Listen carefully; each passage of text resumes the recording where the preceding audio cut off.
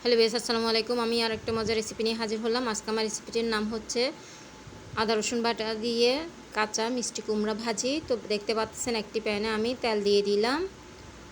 খুবই মজাদার রান্না এটি। আর এই ভাজিটা থাকলে সকালে রুটি কিংবা পরোটার সাথে খেতে ভালো লাগে। দেখতে পাচ্ছেন আমি পেঁয়াজ কুচিটা দিয়ে দিলাম। খুবই অসাধারণ একটি খাবার এটি। আর এমনিতে আমি মিষ্টি কুমড়াটা কীভাবে রান্না করে থাকি সেটাও আমার পেজে দেওয়া আছে। তো দেখতে পাচ্ছেন পেঁয়াজটাকে একটু নেড়ে চেড়ে দিচ্ছি। আর এই ভাজিটা তো গরম ভাতের সাথে খেতে খুবই ভালো লাগে। তো দেখতে পাচ্ছেন টমেটো কুচিটা দিয়ে দিলাম। আর সাথে ডাল থাকলে তো কথাই নাই। স্বাদ মতো লবণ দিয়ে দিলাম।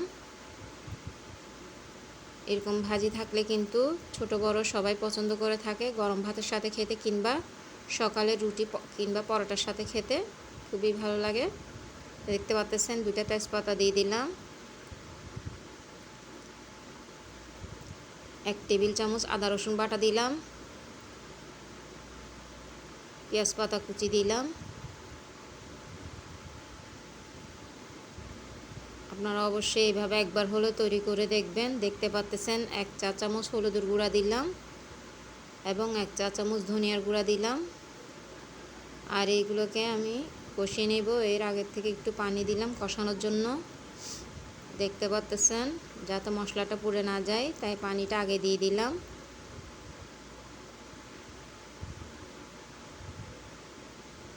একটু নেড়ে চেড়েও দিলাম। এখন কাঁচামরিচ ভেঙে দিচ্ছি। আর ঝালটা কিন্তু কাঁচামরিচ থেকে বের হবে। আর এই ভাজিতে কিন্তু বেশি ঝাল দেওয়া যাবে না। যেহেতু কষানো হয়ে গেল আমি মিষ্টি কুমড়াগুলো দিয়ে দিচ্ছি। দেখতে পাচ্ছেন একদম কাঁচা মিষ্টি কুমড়া এটা। একটু নেড়ে চেড়ে দিচ্ছি।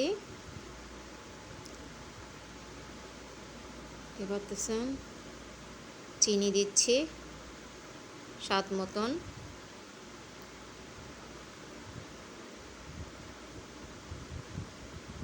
কার কেমন লেগেছে অবশ্যই কমেন্টস করে জানাবেন। তো দেখতে পাচ্ছেন ধনিয়া পাতাটা দিয়ে দিলাম, যেহেতু মিষ্টি কুমড়াটা সিদ্ধ হয়ে আসলো তাই। দেখতে পাচ্ছেন মাশাআল্লাহ তৈরি হয়ে গেল আমার মিষ্টি কুমড়া ভাজি আদা রসুন বাটা দিয়ে। আশা করি আপনাদের সবার ভালো লাগবে। খুবই মজাদার খাবার। তো দেখার জন্য সবাইকে ধন্যবাদ।